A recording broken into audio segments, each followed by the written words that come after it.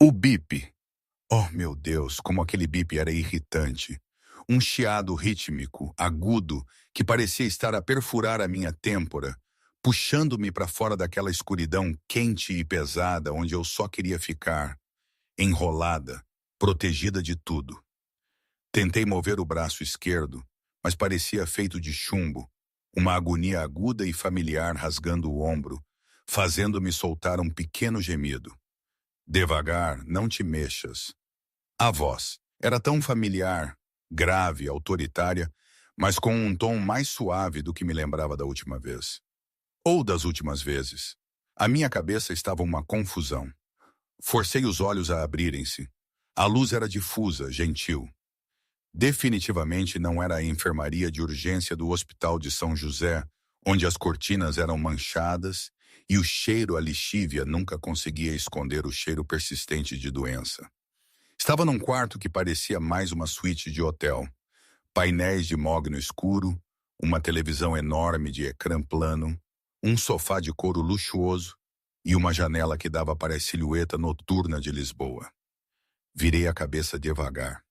Sentado numa poltrona ao lado da cama, iluminado pelo brilho de um tablet, estava João Ribeiro. Sim, João. O nome ecoou na minha cabeça, estranho e assustador, mas de alguma forma agora reconfortante.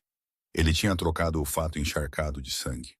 Agora vestia uma camisa social preta, as mangas arregaçadas, revelando antebraços cobertos de tatuagens intrincadas, vinhas e espinhos a enrolarem-se em adagas. Parecia exausto. A barba por fazer sombreava-lhe o queixo, e os olhos estavam vermelhos, inchados de cansaço. Era ele, o monstro, o salvador, o homem que me tinha virado a vida do avesso. Senhor Ribeiro, a minha voz saiu rouca, como lixa. A garganta arranhava. João pousou o tablet imediatamente. Com uma destreza quase automática, despejou água de um jarro de cristal para um copo e levou-o aos meus lábios com um canudo. A mão dele, notei, tremia ligeiramente. Bebe, disse ele, a voz firme e mais baixa. Bebi com avidez, a água fria escorrendo pela garganta seca, um alívio imenso. Quando acabei, recostei-me nas almofadas, e as memórias começaram a voltar em flashes assustadores. A arma, o homem no casaco bege, o pânico, as crianças, o sangue. Eles, as crianças? Perguntei num sobressalto, o coração a acelerar. Estão bem? João fixou-me. Recostou-se na cadeira, cruzando os braços, aquela postura que irradiava poder, mesmo exausto. Numa casa segura, não param de perguntar por ti. A Maria acha que és a supermulher.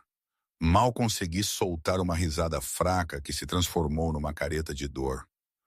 Não sou apenas uma empregada de mesa que entrou em pânico. O pânico faz as pessoas fugirem, Ana, João disse. Ele usou o meu nome. Soava estranho vindo dele, quase íntimo. Não as faz atirar-se à frente de uma bala 45. Ele levantou-se e foi para os pés da cama. Parecia um animal enjaulado, poderoso, inquieto e perigoso, mesmo assim tão perto. Corri uma verificação de antecedentes sobre ti enquanto estavas na cirurgia. Disse ele de forma seca, endureci.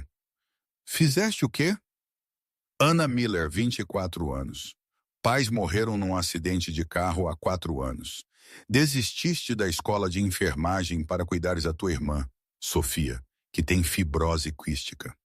Ele recitou os factos sem emoção, mas os olhos dele observavam a minha reação com intensidade. Tens 60 mil euros em dívidas médicas. Trabalhas em 2 empregos. Vives num apartamento na Baixa que tem 3 infrações de código. Senti um rubor de vergonha a aquecer as minhas bochechas. Odiava ser exposta. Isso é crime, ser pobre? Não, João disse. Contornou a cama, inclinando-se até o rosto dele estar ao nível do meu. Mas torna o que fizeste ilógico. Tu tinhas tudo a perder. Tinhas uma dependente que precisa de ti. E ainda assim arriscaste a tua vida por duas crianças que não conheces, que pertencem a um homem que te tratou como lixo. O ar no quarto ficou pesado. A expressão de João era torturada. Parecia um homem a tentar resolver um quebra-cabeças sem solução. Por quê? Exigiu num sussurro. Por que é que o fizeste? Olhei para ele. Eu via o medo por trás da raiva. Via um pai que quase perdera o seu mundo. Porque eram os teus filhos, senhor Ribeiro. Disse simplesmente. E ninguém mais se estava a mexer. João fitou-me por um longo tempo. O silêncio estendeu-se, preenchido apenas pelo bip monótono do monitor ao meu lado. Salvaste a minha vida, disse ele, a voz rouca, quase quebrada. Se aquela bala tivesse atingido a Maria, se os tivesse perdido... Ele não conseguiu terminar a frase. Desviou o olhar, apertando o maxilar. Mas não perdeste, disse eu gentilmente. João voltou a olhar para mim. A dureza nos seus olhos cedeu, revelando algo cru, vulnerável. Não, não perdi. Por causa de ti. Ele meteu a mão no bolso e tirou um telemóvel. Não o dele, mas o meu. O ecrã estava rachado. A tua irmã ligou umas 10 vezes, disse ele. Atendi a última. Disse-lhe que tiveste um acidente no trabalho, mas que estavas estável. Tenho um carro a ir buscá-la agora. Ela vem para cá. Para cá? Entrei em pânico. Não consigo pagar este quarto. Não consigo pagar nem o transporte da ambulância. Senhor Ribeiro, tenho de ir para o hospital geral. Para! João levantou uma mão, calando-me. Não vais pagar por mais nada. Nunca mais. O quê? Tu levaste uma bala pela família Ribeiro. João disse, a voz assumindo aquele tom de autoridade absoluta novamente. Está sob a minha proteção agora. As tuas dívidas foram pagas. As contas médicas da tua irmã foram pagas na íntegra. Os médicos aqui são os melhores do país e eles trabalham para mim. Fiquei atordoada. Eu não posso aceitar isso. Isso é demasiado. Não é suficiente, João disse intensamente. Estendeu a mão, pairando sobre a minha na colcha, antes de finalmente cobrir a minha mão com a dele. A pele dele era quente, o aperto firme. Não vais voltar àquele restaurante, não vais voltar para aquele apartamento até eu descobrir quem ordenou aquele ataque. És um alvo porque és a única testemunha que viu o rosto do atirador de perto. Vens para casa comigo. Para casa contigo? O meu coração deu um salto. Queres dizer, para a quinta? Onde te possa ver, onde te possa manter segura. Senhor Ribeiro, eu... João, que ri, corrigiu ele. Chama-me João. Ele apertou a minha mão, uma promessa silenciosa. Descansa, Ana. Vais precisar das tuas forças, porque não te vou tirar de vista até saber que estás segura. Ele virou-se e caminhou até a porta, parando com a mão na maçaneta. E Ana? Sim? Ele olhou por cima do ombro. O olhar que me deu fez-me prender a respiração. Não era o olhar de um chefe ou de um barão da máfia. Era o olhar de um homem que encontrara algo precioso que não sabia que procurava. Obrigado. Ele saiu pela porta, deixando-me sozinha no silêncio, a mão ainda a formigar onde ele me tocou. Percebi então que salvar as crianças pode ter sido a parte fácil. Sobreviver à gratidão de João Ribeiro poderia ser a coisa que realmente mudaria a minha vida. E o meu medo. Eu estava aterrorizada com ele. Ou não. Era tudo tão confuso. Lembro-me do sangue. Ou pelo menos do que parecia sangue, não daquele vermelho vivo dos filmes, mas um castanho escuro e pegajoso. Ou talvez estivesse tão atordoada que as cores já não faziam sentido. Estava ali, no chão imaculado do O Luciola, o restaurante mais exclusivo de Lisboa. Não ligava para a confusão à minha volta, os gritos histéricos dos clientes, o vidro estilhaçado. Eu só via o rosto pálido e assustado da Maria, do Pedro, encolhidos por baixo de mim e o braço a arder. Aquela empregada invisível que era eu tinha se atirado. Eu não pensei, não hesitei. Foi uma terça? Ou terá sido uma quarta? Os dias no Olociola eram todos iguais, uma névoa de trabalho e cansaço. Trabalhava lá há 3 anos, um mecanismo de sobrevivência que tinha aperfeiçoado. Se fosses invisível, os clientes não reclamavam de ti. Se fosses invisível, o gerente, um tirano suado chamado Sr. Costa, não gritava contigo por respirares de forma errada. Eu ajustava o meu avental, estremecendo quando o tecido áspero roçava na nódoa negra na minha anca, uma lembrança de ter esbarrado no congelador industrial mais cedo naquela manhã. Chovia lá fora, uma chuva fria e miserável de novembro que batia contra as janelas do chão ao teto que davam para a Avenida da Liberdade, mas lá dentro o ar estava quente e cheirava a óleo de trufa e dinheiro antigo. Mesa 4 precisa de um bife refogado. E para de sonhar, Miller. O Sr. Costa rosnou, enfiando uma bandeja de copos de cristal nas minhas mãos. Limpa-se a seção 2. Temos um VIP a chegar em 5 minutos. A segurança já está a varrer o fundo. Senti um arrepio que nada tinha a ver com a corrente de ar da cozinha. VIP. João Ribeiro. O Sr. Costa sussurrou o nome como uma maldição. E ele traz a família. Se deixares cair nem que seja uma colher, nem te des ao trabalho de voltar. A cozinha ficou em silêncio. Até o chefe de cozinha, um homem que atirava facas quando estava zangado, parou de picar. Todos conheciam o nome. João Ribeiro era o chefe da organização criminosa Ribeiro. Holly era dono de metade das construtoras da cidade e de todos os políticos. Era viúvo, implacável, frio e intocável. Engolia em seco, acenando com a cabeça. Precisava daquele emprego. As contas médicas da minha irmã Sofia amontoavam-se na bancada da cozinha do nosso apartamento na Baixa, ameaçando enterrar-nos a ambas. Eu serviria o próprio diabo se isso significasse manter as luzes acesas. 10 minutos depois, a atmosfera na sala de jantar mudou. Não foi um barulho. Foi uma pressão súbita e sufocante. 4 homens de fato escuro entraram primeiro. Os olhos a varrerem a sala com precisão predatória. Tomaram posições nos cantos da sala. Depois ele entrou. João Ribeiro era mais alto do que parecia nas fotos desfocadas dos paparazzi. Usava um fato de 3 peças cor carvão que se ajustava aos seus ombros largos como uma armadura. O cabelo era preto, penteado para trás severamente, revelando um rosto esculpido em granito, queixo afiado, nariz reto e olhos da cor de um mar tempestuoso. Ele era terrivelmente bonito, mas era uma beleza fria, como uma arma em exposição. Mas o que captou a minha atenção não foi o homem, foi o que ele segurava. Ou melhor, quem ele segurava. Agarrada à mão esquerda estava uma menina com cabelos escuros e encaracolados. E segurando à direita estava um menino que parecia idêntico a ela. Os gêmeos Pedro e Maria. Não deviam ter mais de 5 anos. Pareciam pequenos, frágeis e completamente fora de lugar no restaurante cavernoso e sombrio.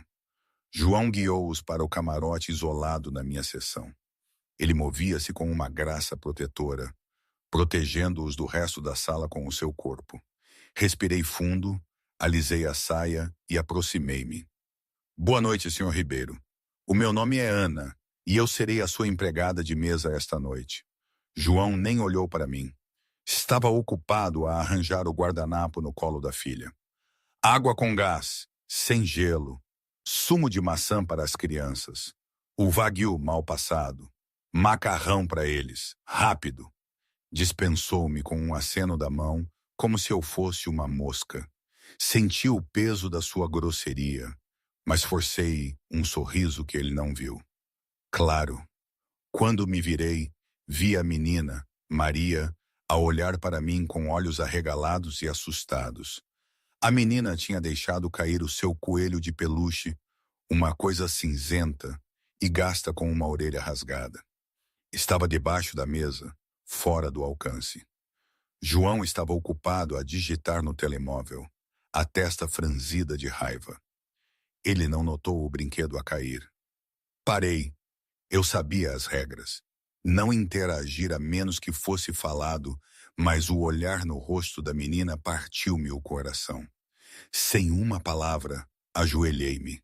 Alcancei debaixo da mesa, recuperei o coelho e sacudi-o suavemente. Aqui tens, querida, sussurrei, entregando o brinquedo a Maria. Ele estava só a explorar. O rosto de Maria iluminou-se, um pequeno sorriso a romper a sua ansiedade. Obrigada, sussurrou de volta. O que o estás a fazer? A voz era baixa, perigosa e diretamente acima de mim. Congelei. Olhei para cima e encontrei João Ribeiro a olhar para mim. O telemóvel dele estava na mesa. Os olhos dele estavam fixos nos meus e eram aterrorizantes. Ela deixou cair o brinquedo, senhor, gaguejei, levantando-me rapidamente. Não queria que ela ficasse chateada. João estudou-me por um segundo demasiado longo. O seu olhar varreu o meu uniforme desgastado, o meu cabelo mal apanhado, as olheiras cansadas sob os meus olhos cor de avelã. Ele olhava para mim não como uma pessoa, mas como uma potencial avaliação de ameaça. Faz o teu trabalho, disse ele de forma gélida. Não brinques a ama, apenas traz a comida. Sim, senhor. Recuei para a cozinha, o coração a bater descontroladamente contra as costelas. Ele é um monstro, o Ricardo, um dos bartenders, murmurou enquanto me entregava as bebidas. Viste a maneira como ele olhou para ti, como se quisesse empalhar a tua cabeça na parede. Ele é apenas protetor, disse eu, surpreendendo-me a mim mesma. Pensei na forma como ele se tinha posicionado entre a porta e os filhos. Ele é um pai. Ele é um talhante, Ana. Não te esqueças disso. Levei a bandeja de volta. O restaurante estava a encher, o nível de ruído a aumentar. Coloquei as bebidas na mesa. João estava a discutir com alguém ao telefone num italiano rápido e furioso, os nós dos dedos brancos enquanto agarrava o aparelho. Os gêmeos estavam encolhidos no camarote de couro, a tentar tornarem-se invisíveis, tal como eu fazia. Senti uma onda de empatia por eles. Ricos ou pobres, o medo sentia-se da mesma forma. Coloquei uma pequena tigela de morangos à frente dos gêmeos. Cortesia da casa, sussurrei com uma piscadela, enquanto esperam pela massa. Pedro, o menino, olhou para o pai, depois agarrou um morango. João desligou o telemóvel. Olhou para os morangos, depois para mim. Por um segundo, o gelo nos seus olhos descongelou uma fração. Não os pedi. Estão com fome, disse eu, a minha voz a tremer, mas firme. As crianças ficam irritadiças quando o açúcar no sangue baixa. Confia em mim. Tenho uma irmã mais nova. João parecia prestes a repreender-me por responder. Abriu a boca, mas depois fechou-a. Olhou para Pedro, que mastigava alegremente. Está bem, rosnou João. Sai. Virei-me para a estação de serviço a poucos metros de distância para introduzir um pedido para outra mesa. Estava de costas para a janela, de frente para a sala de jantar. Foi então que o vi. Na mesa, diretamente em frente ao camarote de João, um homem num casaco bege estava sentado sozinho. Estava a bebericar um café há 20 minutos. Não tinha pedido comida. Eu pensara que ele estava à espera de um encontro. Mas, enquanto o observava, o homem enfiou a mão no casaco. Não tirou uma carteira. Não tirou um telemóvel. O brilho metálico sob a iluminação ambiente do restaurante era inconfundível. Ele estava a tirar uma arma, uma pistola com silenciador, e estava a apontá-la não para João, mas para as crianças. João estava a olhar para o telemóvel novamente. Os seus seguranças estavam a vigiar a porta da frente, distraídos por um grupo barulhento de empresários bêbados a entrar no lobby. Ninguém viu o homem no casaco bege. Ninguém, exceto a empregada invisível. O tempo pareceu distorcer-se. Os sons do restaurante, o tilintar dos talheres, a música jazz, o riso esticaram-se e distorceram-se. Não pensei. Não calculei as probabilidades. Não me lembrei de que era apenas uma empregada de mesa a ganhar 4,50 € por hora mais gorjetas. Deixei cair a bandeja. O som do vidro a partir-se foi o único aviso que João Ribeiro teve. Não, gritei, e atirei-me pelo espaço entre a estação de serviço e o camarote. O som do tiro foi mais suave do que eu esperava. Não foi um estrondo. Foi um tipe nauseabundo, como um livro pesado a ser atirado sobre uma mesa. Mas o impacto pareceu ter sido atingida por uma marreta. Atirei-me por cima da mesa, o meu corpo a colidir com os gêmeos, tirando-os para trás no couro macio do camarote. Senti uma linha de fogo branca e ardente a rasgar a minha parte superior das costas, perto do ombro esquerdo. O ímpeto arrastou-me para baixo, cobrindo Pedro e Maria com o meu próprio corpo. Bati com força no chão do camarote, sem ar. O caos irrompeu. Para baixo! Rugiu um guarda-costas. Mais tiros se seguiram. Tip, tip, estilhaçando a janela lá cima do camarote, cobrindo-nos de vidro temperado. Por baixo de mim, os gêmeos gritavam, um som agudo e aterrorizante que perfurava a adrenalina a inundar o meu sistema. Shhh, fiquem embaixo! Gaguejei, a minha voz áspera. O ombro ardia, uma agonia latejante que me fazia a vista turva.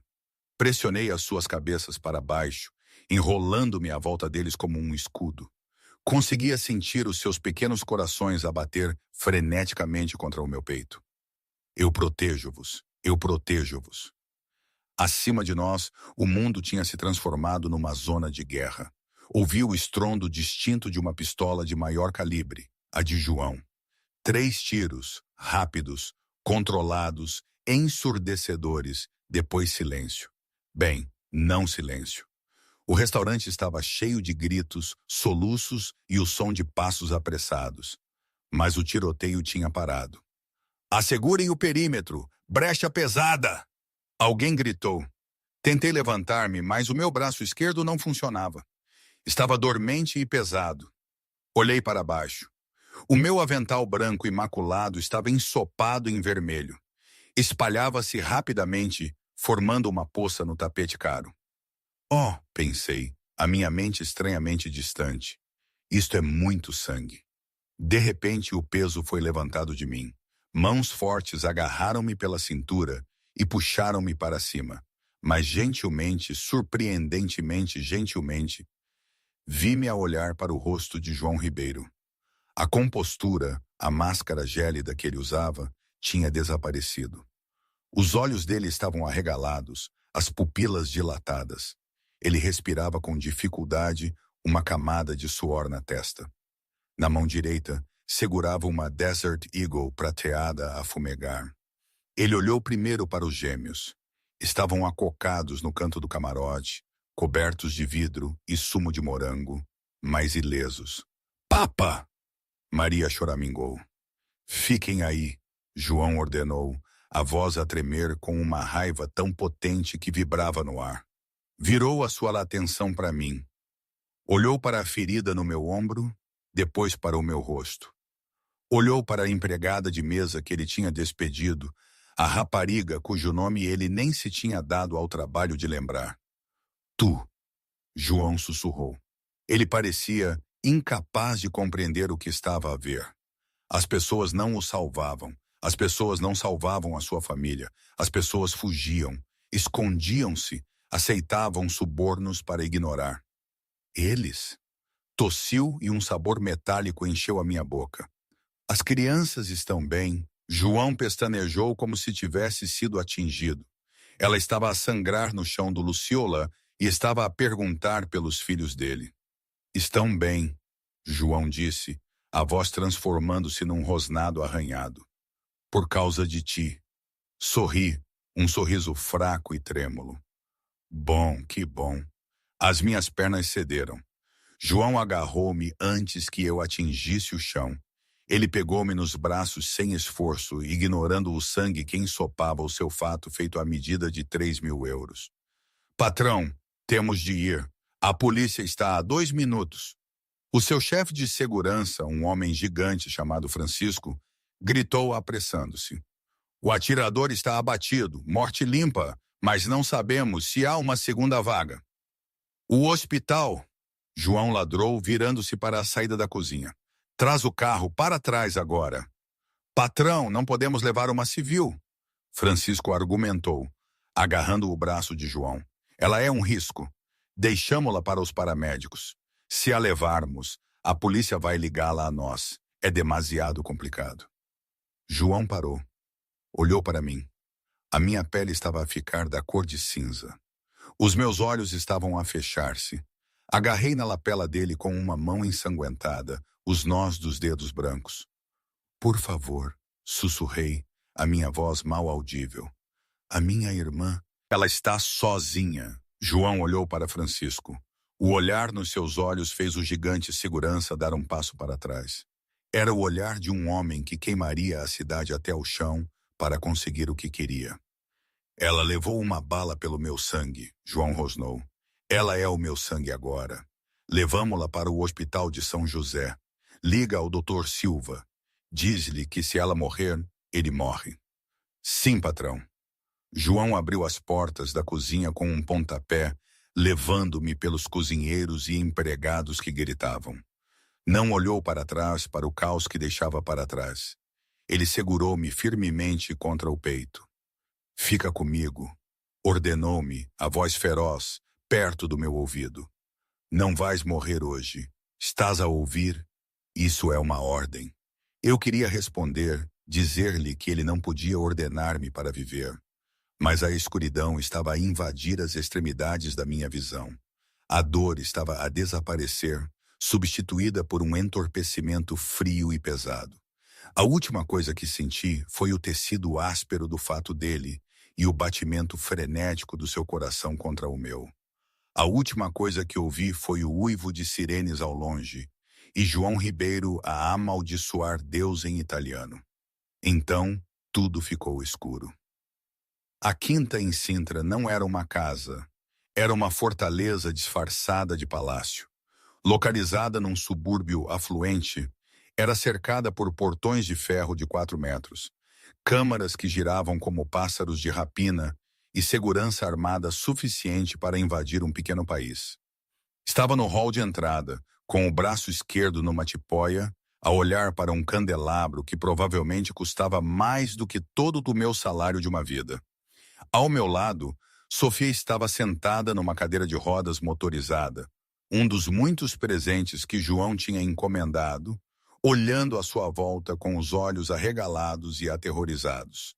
É um museu, Sofia sussurrou, agarrando o seu tanque de oxigênio. Ana, podemos tocar em alguma coisa? Ou um sniper vai dar-nos um tiro? Não toques em nada, murmurei, embora estivesse a pensar o mesmo. Francisco, o chefe de segurança, estava junto à porta como uma estátua de pedra. O senhor Ribeiro está numa reunião. Instruiu que as levem para a ala leste. Foi adaptada para as necessidades médicas da vossa irmã.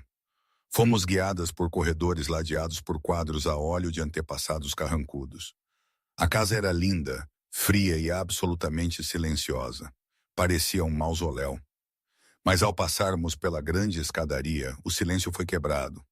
Um grito ecoou do andar de cima. Depois o som de porcelana a partir-se. Não, vão embora! Era o Pedro.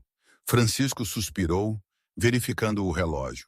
As amas estão com problemas. As crianças têm estado difíceis desde o incidente. Não esperei por permissão. Virei-me para as escadas. Dona Ana precisa de descansar. Francisco avisou, colocando-se à minha frente. O médico disse, sai da minha frente, Francisco, disse eu. A minha voz era baixa, mas tinha um tom de aço que me surpreendeu a mim mesma. Essas crianças estão a sofrer. Manobrei para passar pelo homem gigante e subi as escadas, estremecendo quando o movimento puxou os meus pontos. Segui os gritos até um quarto de crianças que era maior do que o meu antigo apartamento. Lá dentro era o caos. 2 mulheres com uniformes engomados e duros tentavam tirar Pedro de debaixo de uma cama. Maria estava sentada no meio do quarto, a soluçar, agarrada ao coelho cinzento que eu tinha salvado. Um vaso de flores estava estilhaçado no chão. Saia já daí, Pedro. Uma das amas ralhou. O seu pai não vai tolerar este comportamento. Saiam, disse eu da entrada. As amas viraram-se. Com licença, somos profissionais certificadas da Não me interessa. Entrei no quarto. Ajoelhei-me no chão, ignorando a dor no meu ombro. Estão a assustá-los. Saia agora. Francisco apareceu na porta atrás de mim. Acenou com a cabeça para as amas. Elas bufaram, recolheram as suas coisas e saíram. O quarto ficou em silêncio, exceto pelos soluços da Maria. Não tentei tirar Pedro. Apenas me sentei no tapete perto da cama. Olhei para a Maria. Olá, querida, lembras-te de mim? Maria fungou, limpando o nariz. A senhora dos morangos. Sorri. Sou eu, e este é o meu amigo. Gesticulei para a minha tipóia. O senhor Braço está com um dia preguiçoso. Maria deu uma risadinha fraca. Virei a cabeça ligeiramente para a cama. Pedro, ouvi dizer que tens um braço de arremesso bem forte. Derrubaste aquele vaso como um profissional. Silêncio de debaixo da cama. Depois uma voz pequena. Não foi de propósito. Estava lá assustado. Eu sei, disse suavemente. Eu também fico assustada. Barulhos altos são o pior. Lentamente Pedro rastejou para fora. O rosto estava manchado de lágrimas. Parecia-se tanto com o pai, mas sem a máscara endurecida. O homem mau magoou-te? Pedro perguntou, apontando para a tipóia. Ele tentou, pisquei o olho, mas sou forte. E o teu pai, ele garantiu que o homem mau fosse embora. O Papa é assustador, Maria sussurrou. O Papa é forte, corrigi. Ele tem de ser assustador para os tipos maus, para poder ser gentil convosco. É como um dragão. Um dragão cospe fogo nos inimigos, mas usa as asas para manter os bebés quentinhos, certo? Os gêmeos olharam um para o outro. Pareceram considerar esta lógica. Podes ficar? Pedro perguntou. As outras senhoras cheiram a sabão velho. Tu cheiras a baunilha. Posso ficar um pouco, prometi. Momento, preciso de parar um pouco aqui. Esta vida, esta loucura. Há poucas semanas eu estava a preocupar-me se conseguiria pagar o aquecedor para a Sofia, ou se o Sr. Costa me ia despedir por respirar de forma errada. E agora? Agora vivo numa fortaleza disfarçada de palácio, a tentar acalmar os filhos de um homem que é basicamente o chefe da máfia. É surreal. É tão longe da realidade que, por vezes, me pergunto se não estou em coma, a sonhar tudo isto. A baunilha, os morangos, as balas. Tudo é demasiado intenso para ser apenas a minha vida. Na minha aldeia, perto de Coimbra, diríamos que estou a pagar pelos meus pecados. Ou pelos meus bons atos, talvez. Não faço ideia. Mas é estranho, muito estranho, como uma vida pode mudar tão drasticamente por causa de um único momento. Não sei se isso é bom ou mal, apenas que é. 2 horas depois, João Ribeiro estava à entrada do quarto dos gêmeos. Tinha saído apressadamente de uma reunião com os chefes das 5 famílias quando Francisco lhe mandou uma mensagem. Situação com as crianças. Ele esperava lágrimas, esperava birras, esperava ter de despedir mais uma ama. Em vez disso, encontrou paz. O quarto estava escuro, iluminado apenas por uma luz noturna suave. Ana estava sentada na cadeira de balanço, com o braço bom a segurar um livro de histórias. Pedro e Maria estavam a dormir, realmente a dormir, encolhidos no tapete aos pés dela, enrolados num edredão como burritos. Ana trauteava uma canção de embalar. Não era uma melodia clássica. Parecia algo pop, mas em tom de balada. João sentiu um aperto no peito que não sentia desde que a sua mulher, Isabela, morrera há 3 anos. Ele observou a forma como a luz suave apanhava os fios soltos do cabelo de Ana. Ela parecia cansada, pálida e frágil. Contudo, ela dominava o quarto com um poder gentil que ele não conseguia compreender. Ela olhou para cima e viu-o. Pôs um dedo nos lábios. João entrou. os passos silenciosos no tapete macio. Olhou para os seus filhos. Os rostos estavam relaxados, sem pesadelos. Como? Sussurrou. Eles só precisavam de saber que não estavam sozinhos. Ana sussurrou de volta. Fechou o livro. Estão aterrorizados, João. Acham que cada sombra tem uma arma. Vou queimar a cidade para encontrar quem fez isto. João disse, a escuridão a rastejar de volta na sua voz. Eles não precisam de uma cidade em chamas, Ana disse, encontrando o olhar dele. Eles precisam do pai. Precisam que lhes leias um livro, não um relatório da polícia. João enrijeceu. Ninguém lhe falava daquela maneira. Estou a fazer o que é necessário para protegê-los. Estás a proteger os seus corpos. Ana desafiou-o, levantando-se com cuidado. Quem está a proteger os seus corações? Estavam a poucos centímetros um do outro. O ar entre eles estalava com tensão. João conseguia sentir o cheiro a baunilha que Pedro tinha mencionado. Era inebriante. Queria estar zangado com a insolência dela. Mas não conseguia, porque ela tinha razão. Eu não sei como, João admitiu, a confissão arrancada da sua garganta. Esqueci-me de como. A expressão de Ana suavizou. Estendeu a mão pairando perto do braço dele antes de a deixar cair. Volta. Apenas senta-te com eles. Observa-os a respirar. Ela moveu-se para sair, mas João agarrou a mão boa dela. O aperto dele era elétrico. Fica, disse ele. Era a mesma ordem que ele tinha dado no hospital, mas o tom era diferente. Era um pedido. As amas são inúteis, fica com eles. Sê a sua governanta. Diz o teu preço. Ana olhou para as suas mãos unidas. Eu sou uma empregada de mesa, João. Não sei ser governanta. Não és uma empregada de mesa, João disse intensamente. És a única pessoa em quem eles confiam. E... Ele hesitou, os olhos cinzentos a procurar os dela. És a única que não me olha com medo. Senti o meu coração a bater forte contra as costelas. Eu tenho pavor de ti. Mentirosa, João murmurou. Deu um passo mais perto, erguendo-se sobre mim. Se estivesses assustada, terias fugido. Ainda estás aqui. A minha irmã precisa dos cuidados.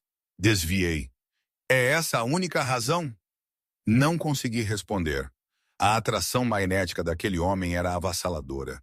Ele era perigoso, letal e quebrado, e eu tinha o terrível hábito de tentar consertar coisas quebradas. Eu faço, sussurrei. Pelos miúdos. João assentiu lentamente. Não soltou a minha mão por um longo momento. Bom, começas amanhã. Francisco vai mudar as tuas coisas para a suíte ao lado da deles. Ele soltou-me. Saí apressadamente do quarto. A respiração ofegante. Encostei-me à parede no corredor, tocando o meu peito. Tinha sobrevivido a um ferimento de bala, mas não tinha a certeza se sobreviveria a viver sob o mesmo teto que João Ribeiro. Às vezes, quando não conseguia dormir, pensava na minha aldeia, na simplicidade da vida lá, onde os maiores perigos eram o lobo ocasional ou uma tempestade forte. As pessoas lá viviam as suas vidas, e os seus problemas eram bem humanos. Aqui, em Lisboa, dentro destas paredes douradas e frias, tudo era magnificado. Os problemas eram mortais, os riscos eram impérios. Era um contraste tão gritante que por vezes sentia que tinha sido transplantada para um livro, para uma história de que eu não era a protagonista principal. Eram apenas os nervos? Ou o meu subconsciente a gritar que isto não era para mim, que eu era uma fraude neste mundo tão vasto? 2 semanas passaram. A vida na quinta instalou-se num estranho ritmo doméstico.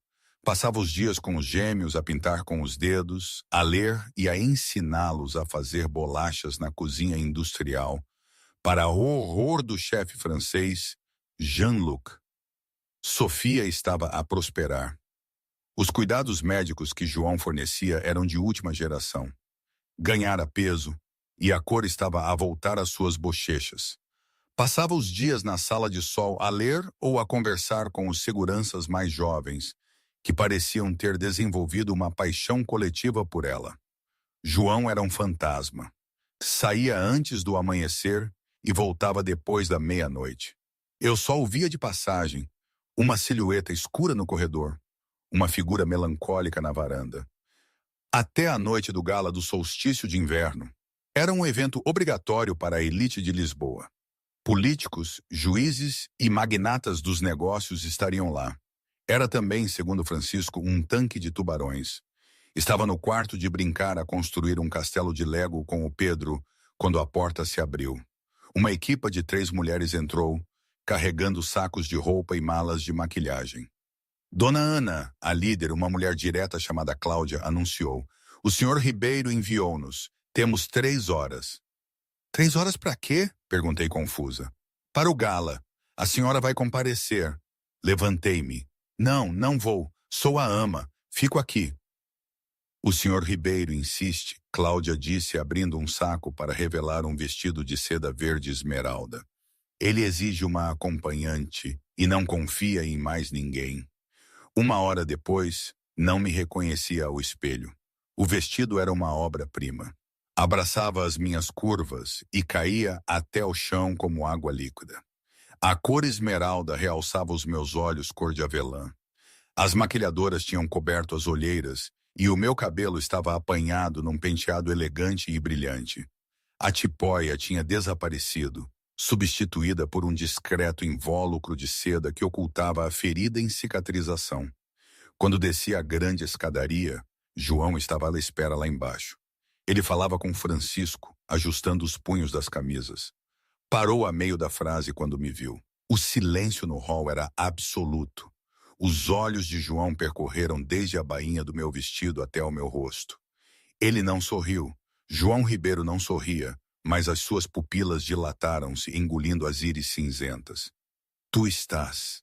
Ele limpou a garganta, procurando uma palavra adequada. Revirei os olhos, descendo os últimos degraus. Encantador como sempre, patrão. Tenho de levar uma arma escondida, ou o vestido já é letal o suficiente? João deu um passo à frente, oferecendo o braço. Com looks assim, Ana, tu és a arma. Fica perto de mim esta noite. Não saias do meu lado, nem para beber, nem para a casa de banho. As pessoas nesta sala sorriem com os dentes. O gala realizou-se na Fundação Calouste Gulbenkian. Era um mar de diamantes, champanhe e risos falsos. Ao entrarmos, a sala ficou em silêncio. Todos os olhares se voltaram para João Ribeiro e a mulher misteriosa ao seu braço. Senti o peso dos olhares. Estão a olhar, sussurrei. Deixem-nos, João disse, puxando-me mais para o seu lado. A mão dele repousava na parte inferior das minhas costas, um ponto de contato a arder. Eles sentem o medo. Anda como se fosses dona do lugar. Não consigo pagar nem o estacionamento aqui, murmurei, mas endireitei a postura. Durante a primeira hora foi um borrão de apertos de mão e ameaças veladas. João apresentou-me simplesmente como Ana, sem oferecer explicação. A ambiguidade enlouquecia os fofoqueiros. Estávamos perto de uma escultura de gelo quando um homem se aproximou. Era mais velho, com cabelo grisalho e um sorriso que não chegava aos olhos. Usava um smoking que parecia caro, mas chamativo. João, o homem bradou, abrindo os braços. Não pensei que darias as caras. Não depois da confusão no restaurante. João enrijeceu. Vitor, vejo que ainda respiras. Decepcionante. Era Vitor Moraes, o chefe da família rival. Vitor riu, um som seco e rouco. Os seus olhos deslizaram para mim. Olhou-me de cima a baixo de uma forma que me fez a pele arrepiar. E quem é esta? Um novo brinquedo? Descartas-os tão rapidamente desde a Isabela. Cuidado, Vitor. A voz de João baixou para um sussurro perigoso. Estás em gelo fino. Vitor aproximou-se, invadindo o meu espaço pessoal. Estendeu a mão para me segurar. Vi um anel no seu dedo mindinho. Um pesado anel de ouro com um brasão de uma serpente de 2 cabeças. Congelei. Flashback. O restaurante. O homem no casaco bege tinha levantado a arma, mas antes disso, alguém o tinha sinalizado. Um homem sentado no bar. Ele tinha levantado a mão para verificar o relógio no dedo mindinho. Um anel de ouro com uma serpente de 2 cabeças. Puxei a minha mão para trás como se estivesse queimada. Não me toques. Os olhos de Vitor estreitaram-se. Impulsiva. Estamos a sair, João disse. Colocou uma mão nas minhas costas para me guiar para longe, mas eu estava enraizada no lugar. Foi ele, sussurrei. João parou. O anel. Sibilei, a minha voz a tremer. O homem no bar. O que sinalizou o atirador. Ele usava esse anel. João ficou imóvel. O ar à sua volta pareceu descer 10 graus. Virou-se lentamente para Vitor Moraes. O sorriso de Vitor vacilou. Ele viu a realização nos olhos de João. Viu o predador a despertar. João, espera, Vitor começou. Tu visaste os meus filhos, João disse. Não foi uma pergunta. Foi uma sentença de morte proferida numa sala lotada. Vitor entrou em pânico. Estalou os dedos. De repente, 4 empregados deixaram cair as suas bandejas e enfiaram as mãos nos casacos. Para baixo! João rugiu. Empurrou-me para trás de um pilar de mármore assim que o primeiro tiro ecoou. O gala dissolveu-se em pandemônio. Gritos, vidro a partir-se. Os ricos e poderosos atropelavam-se como ratos. João tirou uma arma de um coldre escondido debaixo do casaco. Respondeu ao fogo, derrubando um dos falsos empregados. Francisco, protege a saída! João gritou para o seu intercomunicador. Ana, olha para mim!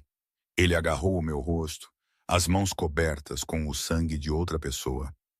Corre para a cozinha, à saída das traseiras. O Francisco está lá com o carro. Vai! Não te vou deixar! Gritei por cima dos tiros. Tens de ir. Se te apanharem, tem vantagem sobre mim. Vai! Ele empurrou-me para as portas de serviço. Eu tropecei, puxando o vestido para cima e corri. Irrompi pela cozinha, desviando-me de cozinheiros em pânico. Cheguei à zona de cargas, mas Francisco não estava lá. Em vez disso, uma carrinha preta travou bruscamente. A porta lateral deslizou. 2 homens de balaclava saltaram. Tentei lutar, chutei, gritei, arranhei, mas eram demasiado fortes. Um deles apertou um pano embebido em clorofórmio sobre o meu rosto. O mundo inclinou-se. A última coisa que vi foi a porta traseira da fundação a abrir-se e João Ribeiro a sair a correr, gritando o meu nome. João Ribeiro nunca tinha sentido medo. Sentia raiva, sentia cálculo, sentia tristeza, mas nunca sentira o aperto gélido e paralisante do terror puro até ver a carrinha preta a arrancar, levando Ana consigo.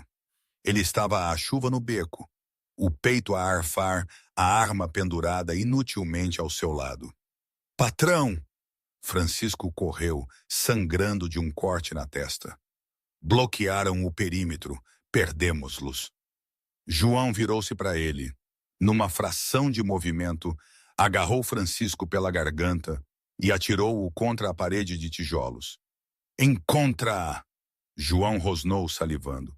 Desmancha esta cidade. Não me importo com os tratados. Não me importo com a polícia. Traz-me a cabeça de Vitor Moraes e encontra a Ana. Estamos a seguir as matrículas da carrinha.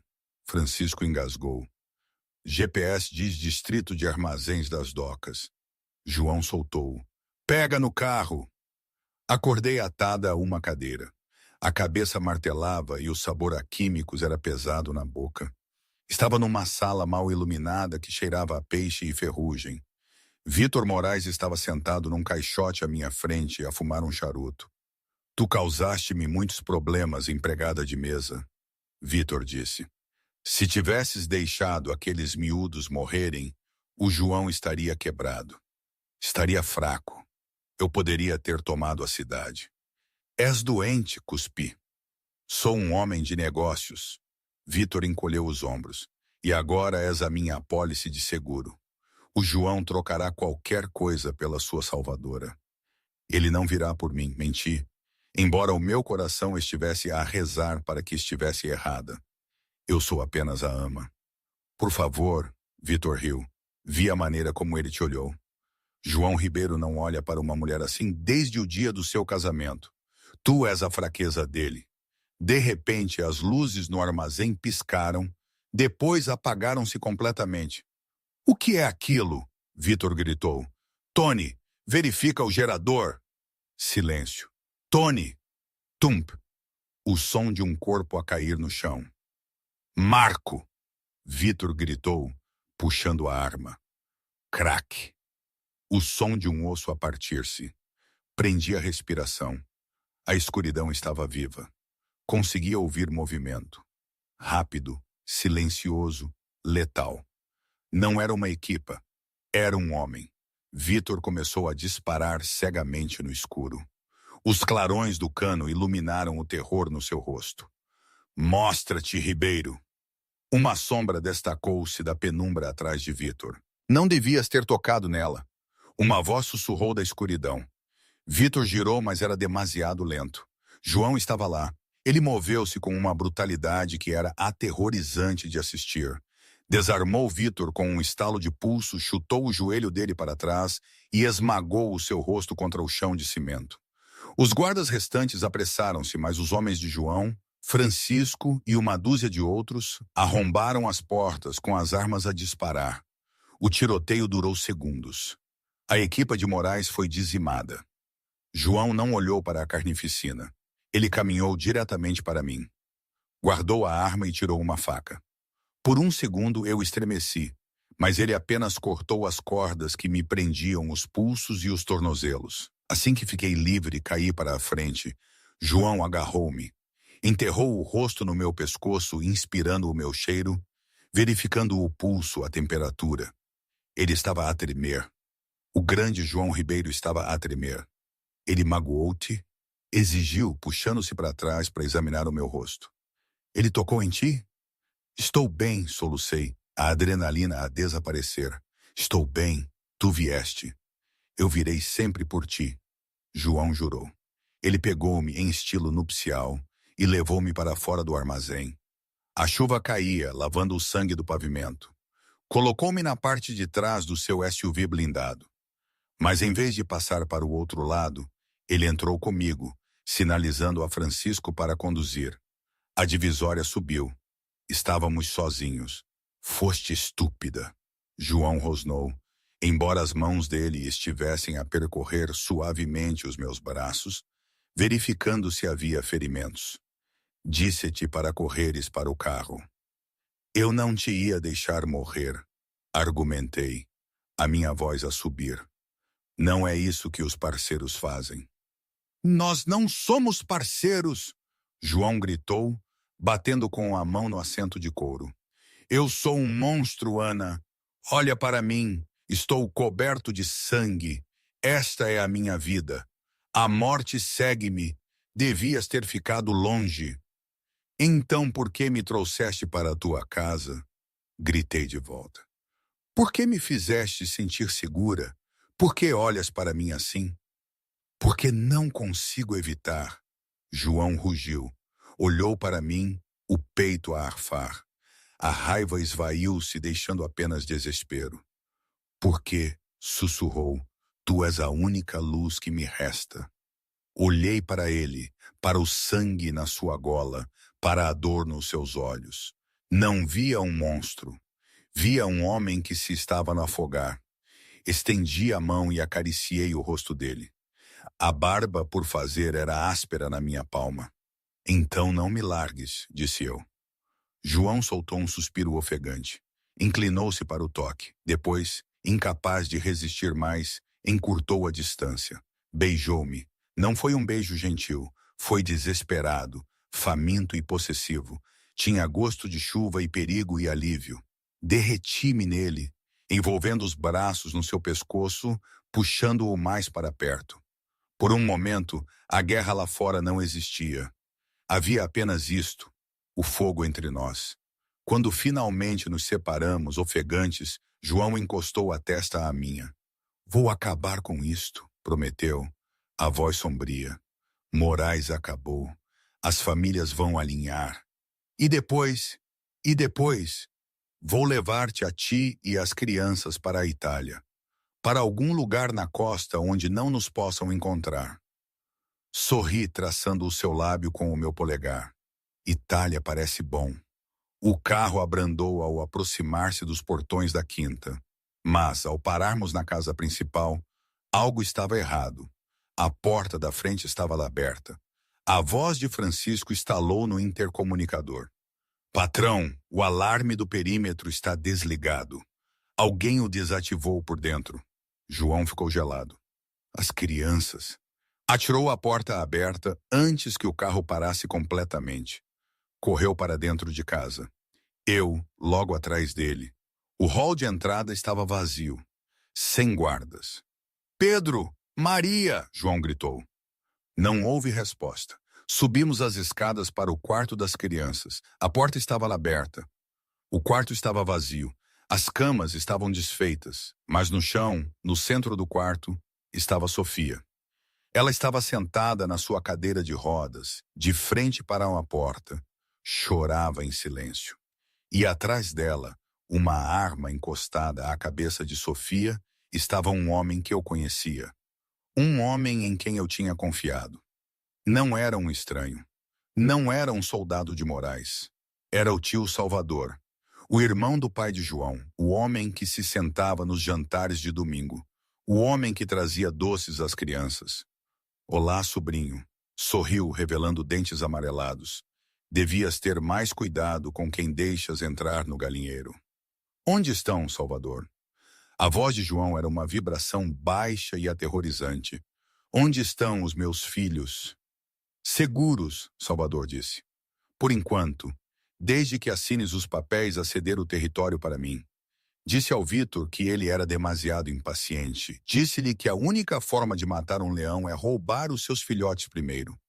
Dei um passo à frente. Por favor, deixa-os ir. Leva-me a mim em vez disso. Salvador riu. Minha querida, tu és a razão pela qual isto foi tão fácil. O João estava tão distraído com a sua linda anjinha que nem notou o seu próprio tio apagar aos guardas do portão. Salvador engatilhou a arma contra a têmpora de Sofia. Larga a arma, João, Salvador ordenou. Ou a irmã morre primeiro. João hesitou, olhou para mim. Viu puro terror nos seus olhos, não por si, mas pela sua irmã. Lentamente, João curvou-se e colocou a sua arma no chão. Chutou-a na direção de Salvador. Rapaz inteligente! Salvador sorriu. Agora, vamos falar de negócios. O silêncio no quarto das crianças era ensurdecedor. O tio Salvador estava lá atrás de Sofia, o cano frio da sua arma pressionado contra a têmpora dela. João Ribeiro, o homem mais temido de Lisboa, estava de joelhos, despojado do seu poder pela ameaça à sua família. O monta-cargas, Salvador troçou, os olhos maníacos. Enfiei os gêmeos no velho poço de serviço. Os cabos estão enferrujados, João. Se eu não digitar o código, os travões soltam-se e eles caem 4 andares para o cimento da cave. Senti o sangue a esvair-se do meu rosto. Seu monstro, sussurrei. O tablet, Salvador ordenou, chutando um iPad na direção de João. Transfere os bens, tudo. Depois dou-te o código. João moveu-se para obedecer, disposto a queimar o seu império para salvar os seus filhos. Mas eu vi algo que Salvador não viu. Sofia, aterrorizada, mas observadora, pousou a mão no acelerador da sua cadeira de rodas. Ela ligou-o ao máximo. Fixou os meus olhos. Prepara-te, João! Depressa! Gritei, dando um passo à frente para atrair a atenção de Salvador. Dá-lhe! Larga-o! Afasta-te! Salvador gritou, deslocando ligeiramente o seu objetivo para mim. Agora! Gritei. Sofia bateu o joystick para a frente. A pesada cadeira motorizada arrancou, embatendo nas canelas de Salvador com um estalo nauseabundo. Salvador uivou, a arma a disparar descontroladamente para o teto enquanto perdia o equilíbrio. João atirou-se. Atingiu Salvador, esmagando-o contra a parede. Corre! João rugiu para mim. Pega nas crianças! Despensa da cozinha! Não olhei para trás para a luta brutal que se desenrolava. Corri para a cozinha, agarrando uma pesada frigideira de ferro fundido. A porta da despensa estava pintada de forma a não abrir. Com um grito primal, balancei a frigideira, estilhaçando o cadeado, e abri a porta com um pontapé. Dentro do poço escuro, a caixa de madeira que segurava os gêmeos pendia por um cabo desfiado. Snap! A caixa caiu alguns centímetros. Ana! Maria soluçou da escuridão. Estou aqui! Inclinei-me para o poço. Era demasiado fundo para os alcançar. Pedro, tens de saltar. Eu apanho-te. Aterrorizado, o menino escorregou. Eu agarrei-o, baixando-o para o chão. Maria, agora vem! O último fio do cabo começou a desfazer-se. Maria atirou-se da caixa assim que o cabo se partiu. Eu apanhei-a. O ímpeto atirou-nos a ambas para os azulejos da cozinha. Uma fração de segundo depois, um estrondo trovejante abalou a casa enquanto a pesada caixa de madeira se pulverizava contra o chão da cave. Estavam salvas. Segurei as crianças a tremer até o silêncio voltar. Quando finalmente voltei para o quarto das crianças, a violência tinha terminado. Salvador jazia inconsciente no chão. João estava junto à janela, com nódoas negras e a sangrar, mas vivo. Atravessou o quarto em 3 passadas, caindo de joelhos para me envolver a cintura, enterrando o rosto na minha barriga. Acabou, sussurrou a tremer. Prometo-te, Ana, finalmente acabou. 6 meses depois, o sol sobre a costa do Algarve era dourado, muito mais quente do que os céus cinzentos de Lisboa. Estava no terraço de uma vila privada, a observar a cena lá embaixo. Pedro e Maria estavam cobertos de farinha, a perseguir um cachorro Golden Retriever por entre os limoeiros. Sofia estava sentada, à sombra, com um ar mais saudável do que nos últimos anos, a rir enquanto o chefe francês corria atrás das crianças.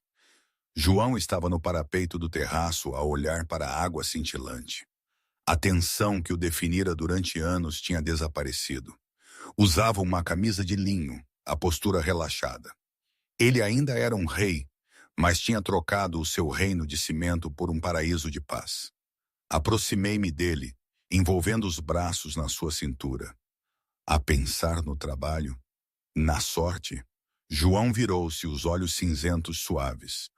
Nas probabilidades de um homem como eu entrar num restaurante e encontrar um anjo. Não sou um anjo, sorri. Apenas teimosa. És tudo, João disse. Enfiou a mão no bolso e tirou um anel. Platina vintage com uma safira azul profunda. Ajoelhou-se. Ana Miller, disse ele, a voz embargada pela emoção. Salvaste os meus filhos, salvaste a minha vida, mas principalmente salvaste a minha alma. Quero passar todos os amanheceres a provar que sou digno de ti. Queres casar comigo? Olhei para o anel, depois para o caos feliz no jardim. Olhei para o homem que queimaria o mundo para nos manter seguros. Sim, sussurrei. 1000 vezes, sim. Enquanto ele me beijava, Pedro gritou do jardim. Olha, o Papa está a beijar a Ana, finalmente. Sofia aplaudiu, levantando o copo. À luz dourada da Itália, desculpem, Algarve, os meus pensamentos ainda se confundem às vezes. A empregada de mesa e o chefe da máfia estavam juntos, não como uma tragédia, mas como uma família. E hoje? Não sei. Às vezes penso que foi a melhor coisa que me podia ter acontecido. Outras vezes que dei um passo no escuro para um mundo que nunca imaginei, com um homem que é mais complexo que qualquer livro que já li. Foi a decisão certa? Quem pode saber com certeza? Mas é a minha história, a nossa história. É uma bagunça, mas é a minha bagunça. Não há finais perfeitos, só novos começos e a promessa de que, de alguma forma, vamos encontrar o nosso caminho juntos.